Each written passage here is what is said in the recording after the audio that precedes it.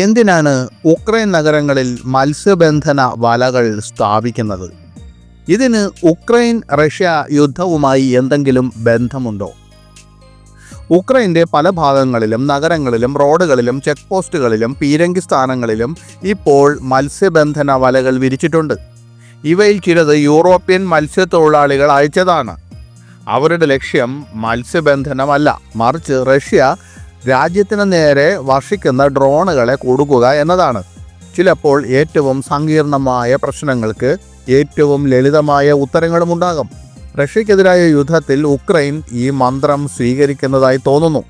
റഷ്യയുമായുള്ള യുദ്ധം നീണ്ടു നിൽക്കുമ്പോൾ ഉക്രൈൻ നേരിടുന്ന ഒരു പ്രശ്നം അതിർത്തിക്കപ്പുറത്തുള്ള റഷ്യൻ സൈനികരിൽ നിന്നുള്ള ഡ്രോണുകളുടെ ആക്രമണമാണ്. വാസ്തവത്തിൽ ജൂലൈയിൽ റഷ്യ ഉക്രൈനെതിരെ 6000-ലധികം ഡ്രോണുകൾ പ്രയോഗിച്ചു. 2022 പൂർണ്ണതോതിലുള്ള അധിനിവേശം ആരംഭിച്ചതിന് ശേഷം മറ്റേതൊരു മാസത്തേക്കാളും കൂടുതലാണിതെന്ന് AFP വാർത്താ ഏജൻസിയും കൈവ് ഇൻഡിപെൻഡൻറ്റും റിപ്പോർട്ട് ചെയ്തു. അപ്പോൾ ഉക്രൈൻ ഈ ആക്രമണത്തെ എങ്ങനെ നേരിടുന്നു? നിങ്ങൾ വിശ്വസിച്ചാലും ഇല്ലെങ്കിലും കീവ് സഹസ്രാബ്ദങ്ങൾ പഴക്കമുള്ള ഒരു സാങ്കേതിക വിദ്യയാണ് ആശ്രയിക്കുന്നത്, ഒരു മീൻപിടുത്ത വല.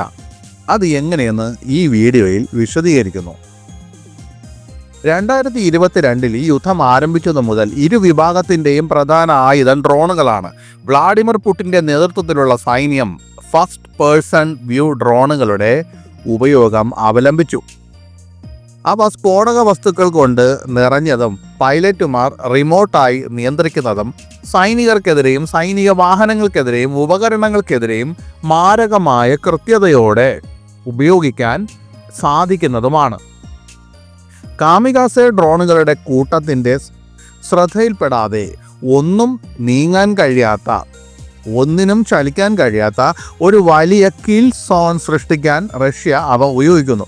മാത്രമല്ല, സമീപകാലത്ത് റഷ്യ ഫൈബർ ഓപ്റ്റിക് കേബിളുകളുടെ നേർത്ത നൂലുകൾ ഉപയോഗിച്ച് ബന്ധിപ്പിച്ചിരിക്കുന്ന FPV ഡ്രോണുകൾ ഉപയോഗിക്കുന്നു. അതിനാൽ അവയെ ജാം ചെയ്യുന്നത് അസാധ്യമാണ്. കാരണം അവയുടെ പൈലറ്റുമാർ അവയെ നിയന്ത്രിക്കാൻ ഇലക്ട്രോണിക് സിഗ്നലുകൾ ഉപയോഗിക്കാറില്ല. ഇത് യുദ്ധത്തിൽ അവയെ മാരകമാക്കുന്നു. സമീപ മാസങ്ങളിൽ റഷ്യ ഉക്രൈനെതിരെ ഡ്രോൺ യുദ്ധം ശക്തമാക്കിയിട്ടുണ്ട്. ജൂലൈയിൽ മാത്രം റഷ്യ 6297 ദീർഘദൂര ഡ്രോണുകൾ വിട്ടതായി വാർത്താ ഏജൻസിയായ AFP രേഖപ്പെടുത്തുന്നു. ജൂണിനെ അപേക്ഷിച്ച് ഏകദേശം 16% വർധന.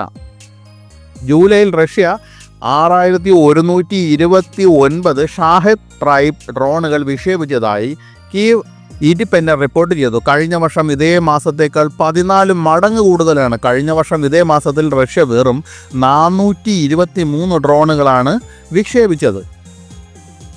വാസ്തവത്തിൽ ജൂലൈ 9 ഏറ്റവും കൂടുതൽ ഡ്രോൺ ആക്രമണങ്ങൾ നടന്ന ദിവസമായി അടയാളപ്പെടുത്തിയിരിക്കുന്നു. 741 ഡ്രോൺ ആക്രമണങ്ങൾ. ഉക്രൈനിയക്കാർക്ക് ഈ ഡ്രോൺ ആക്രമണങ്ങൾ മാരകവും പേടിസ്വപ്നമുണ്ടാക്കുന്ന ഒരു വസ്തുവുമായി മാറിയിരിക്കുന്നു. ഈ ഡ്രോണുകളുടെ ആക്രമണത്തെ അഭിമുഖീകരിക്കുമ്പോൾ ഉക്രൈൻ പ്രതിരോധത്തിൻ്റെ ആദ്യ നിരയായി അവർ സാധാരണ മത്സ്യബന്ധന വലയിലേക്ക് തിരിഞ്ഞു. നഗരങ്ങളിലും പട്ടണങ്ങളിലുമൊക്കെ ഉക്രൈനിയൻ സൈന്യം കട്ടിയുള്ള വലകൾ സ്ഥാപിക്കുകയും അവയെ ആൻറ്റി ഡ്രോൺ ടണലുകൾ എന്ന് വിളിക്കുകയും ചെയ്യുന്നു. ഉക്രൈനിയൻ സൈന്യത്തിൻ്റെ എഞ്ചിനീയറിംഗ് സേനയുടെ കമ്മ്യൂണിക്കേഷൻസ് മേധാവി ലഫ്റ്റനന്റ് കേണൽ മാക്സിം ക്രാവ്ചുക്ക് പറഞ്ഞു, ഉക്രൈൻ ഇപ്പോൾ കിഴക്ക് മുതൽ തെക്ക് വരെയുള്ള മുഴുവൻ സൈനിക മുൻനിരയിലും ഡ്രോൺ പ്രതിരോധ വലകൾ നിർമ്മിക്കുകയാണ്. ഈ വലയിടൽ 100% ഗ്യാരണ്ടി നൽകുന്നില്ലെങ്കിലും ഒരു ലക്ഷ്യത്തിനായി കൂടുതൽ ഡ്രോണുകൾ അയക്കുന്നതിനാൽ ശത്രുവിൻ്റെ ദൗത്യം ഗണ്യമായി സങ്കീർണമാക്കുന്നു എന്ന് അദ്ദേഹം ഉക്രൈൻ മാധ്യമങ്ങളോട് പറഞ്ഞു. രസകരമെന്ന് പറയട്ടെ, ഉക്രൈൻ ആദ്യമായി മത്സ്യത്തൊഴിലാളികളുടെ വലകൾ ഉപയോഗിച്ചത് ഒരു ആകസ്മിക സംഭവമായാണ്. 2022 ഡിസംബറിലെ ഒരു വീഡിയോയിൽ ഒരു റഷ്യൻ ലാൻസെറ്റ് ഡ്രോൺ ഒരു ചലിക്കാത്ത ഉക്രൈനിയൻ ടാങ്കിൻ്റെ കാമഫ്ലേജ് നെറ്റിൽ പൊട്ടിത്തെറിക്കാതെ വീണതായി കണ്ടു. വാസ്തവത്തിൽ 2023 മധ്യത്തിൽ മത്സ്യത്തൊഴിലാളികളുടെ വലകൾ പരിമിതമായ തോതിൽ ഉപയോഗിക്കാൻ തുടങ്ങിയത് റഷ്യയാണെന്ന് ചില വിദഗ്ധർ അഭിപ്രായപ്പെടുന്നു.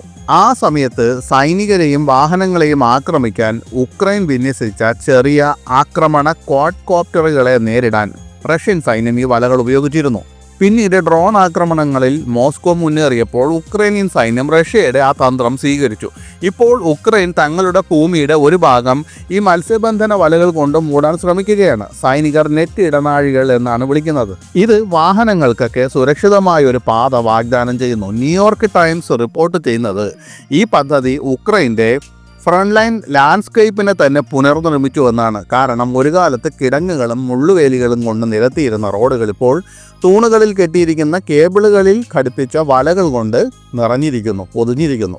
സൈനിക വാഹനങ്ങളിൽ പോലും ഈ വലകൾ ഘടിപ്പിച്ചതിനാൽ ഒരു ഡ്രോൺ ഇടിച്ചാൽ കേടുപാടുകൾ വളരെ കുറവാണ്. ഈ തന്ത്രത്തെക്കുറിച്ച് സംസാരിച്ച സൈനിക എഞ്ചിനീയറിംഗ് സംഘത്തിന്റെ കമാൻഡറായ ആൻഡ്രി ദി ടൈംസിനോട് പറഞ്ഞു, ഇപ്പോൾ ഇത് FPV ഡ്രോണുകൾക്കെതിരെ വലിയ കാര്യക്ഷമമാണെന്ന് തെളിയിക്കപ്പെട്ടിട്ടുണ്ട്. വലിയ ഡ്രോണുകൾ തീർച്ചയായും ഇതിനെ തകർത്ത് മുന്നേറും, എങ്കിലും അവയെ അല്പനേരം പിടിച്ചു നിർത്താൻ ഈ വലകൾക്ക് കഴിയും. സമാനമായ കാര്യം ഉക്രൈനിയൻ നാഷണൽ ഗാർഡിന്റെ സെപ്പറേറ്റ് ആർട്ടിലറി ബ്രിഗേഡിലെ ഒരു സൈനികൻ മൈഖൈലോ ആദാഷൻ പറഞ്ഞു. ഈ മത്സ്യബന്ധന വലകൾ ഉപകരണങ്ങളുടെയും ഉദ്യോഗസ്ഥരുടെയും സംരക്ഷണത്തിനുള്ള ഒരു രക്ഷയായി മാറിയിരിക്കുന്നുവെന്നാണ്. എന്നാൽ ഈ വലകളെല്ലാം എവിടെ നിന്നാണ് വരുന്നത്? ഉപയോഗിക്കുന്ന വലകളിൽ ഭൂരിഭാഗവും യൂറോപ്പിൽ നിന്നുള്ള മത്സ്യത്തൊഴിലാളികൾ സംഭാവന ചെയ്യുന്നതാണ്. എല്ലാത്തരം വലകളും വളരെ ഉപയോഗപ്രദമാണ്. ഉക്രൈനിയക്കാർ സമർത്ഥരാണ്. അവർക്ക് ലഭിക്കുന്ന എല്ലാ വലകളും അവർ ഉപയോഗിക്കും. പോളിഷ് ഉക്രൈനിയൻ എയ്ഡ് ഓർഗനൈസേഷനിലെ അംഗമായ ബെർണാഡ് ക്രിസ്റ്റൻസൺ സ്വീഡിഷ് മാധ്യമങ്ങളോട് പറഞ്ഞു, വാസ്തവത്തിൽ ബ്രെക്സിറ്റിന് ശേഷം UK ജലാശയങ്ങളിൽ നിരോധിച്ച ഡെൻമാർക്കിൽ നിന്നുള്ള മത്സ്യബന്ധന വലകളാണ് ഉപയോഗിച്ച വലകളിൽ ഒരു പ്രധാന പങ്ക് വഹിക്കുന്നതെന്ന് റിപ്പോർട്ടുണ്ട്. ഇതുമായി ബന്ധപ്പെട്ടൊരു വിഷയമല്ലെങ്കിലും മേൽപ്പറഞ്ഞ ബ്രെക്സിറ്റ് എന്തെന്ന് ഒരുപക്ഷെ നിങ്ങൾക്കറിയാമെന്ന് കരുതുന്നു. ബ്രിട്ടൻ, എക്സിറ്റ് എന്നീ 2 ഇംഗ്ലീഷ് പദങ്ങളുടെ ചുരുക്കപ്പേരാണ് ബ്രെക്സിറ്റ്.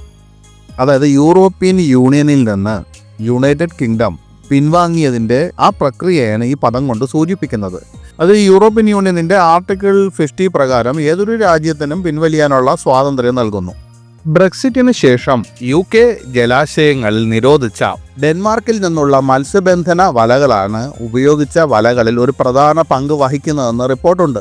അവയുടെ വില 2.5 മില്യൺ യൂറോയാണ്. അതായത് 25.56 കോടി രൂപ ആണെന്ന് കണക്കാക്കപ്പെടുന്നു. ഡെൻമാർക്കിലെ കോപ്പൻഹേഗന്റെ പടിഞ്ഞാറൻ അറ്റത്തുള്ള ഒരു പട്ടണത്തിൽ താമസിക്കുന്ന കാൾ കുട്രപ്പ് അത്തരമൊരു വല ദാതാവാണ്. ഓൺലൈനിൽ സമയം ചെലവഴിക്കുന്നതിനിടയിൽ ഉക്രൈനിയക്കാരിൽ നിന്ന് അസാധാരണമായ ഒരു അഭ്യർത്ഥന കണ്ടതായി അദ്ദേഹം പറഞ്ഞു. ഡ്രോണുകളെ തടയാൻ തക്ക കട്ടിയുള്ള വലകൾ വേണമെന്നായിരുന്നു ആ അഭ്യർത്ഥനയെന്ന് അദ്ദേഹം പറഞ്ഞു. ഇതിനെ തുടർന്ന് അദ്ദേഹം തൈബറോണിലെ മത്സ്യബന്ധന ഗ്രാമത്തിൽ ചെന്നു. അവിടെ 450 ടൺ വലകൾ ഉപയോഗിക്കാതെ കിടന്നിരുന്നു. പിന്നീട് എന്താണ് സംഭവിച്ചതെന്ന് പറയേണ്ട ആവശ്യമില്ലല്ലോ. ഇതൊരു മണ്ടത്തരം അല്ല എന്ന് തന്നെയാണ് എല്ലാവരും പറയുന്നത്. ഡ്രോണുകളെ പിടിക്കാൻ ഉക്രൈൻ ഈ മത്സ്യബന്ധന വലകൾ ഉപയോഗിക്കുന്നുണ്ടെങ്കിലും റഷ്യയുടെ ഡ്രോണുകൾക്കെതിരായ 100% പ്രതിരോധമല്ല ഈ പദ്ധതി. ഈ വലകൾക്ക് മുഴുവൻ നഗരങ്ങളെയും ഒരേ സമയം സംരക്ഷിക്കാൻ കഴിയില്ല. സമീപ ആഴ്ചകളിൽ സുമി പട്ടണത്തിലെ സെൻട്രൽ സ്ക്വയറിലെ ഒരു പ്രധാന ഭരണകേന്ദ്രത്തെ റഷ്യൻ ഡ്രോണുകൾ ലക്ഷ്യമിട്ടത് തന്നെ ഉദാഹരണം. ജൂലൈ 25 രാത്രിയിൽ കെട്ടിടം 2 തവണ ആക്രമിക്കപ്പെട്ടു. അടുത്ത ദിവസം 2 ആക്രമണങ്ങൾ കൂടി ഉണ്ടായി. ഈ വലകൾക്ക് വ്യക്തമായ പരിമിതികളുണ്ടെന്ന് centre for strategic and international സ്റ്റഡീസിലെ സക്കറി കല്ലൻബോൺ പോലും ദ എക്കണോമിസ്റ്റിൽ അഭിപ്രായപ്പെട്ടു. റഡാർ സംവിധാനങ്ങൾ പോലുള്ള ചെറുതും നിശ്ചലവുമായ യൂണിറ്റുകളെ സംരക്ഷിക്കാൻ ഇവയ്ക്ക് കഴിയുമെങ്കിലും വലിയ ലക്ഷ്യങ്ങളെയോ ചലിക്കുന്ന വാഹനങ്ങളെയോ പ്രതിരോധിക്കാനുള്ള പ്രായോഗിക മാർഗമല്ല ഇവയെന്ന് അദ്ദേഹം പറഞ്ഞു.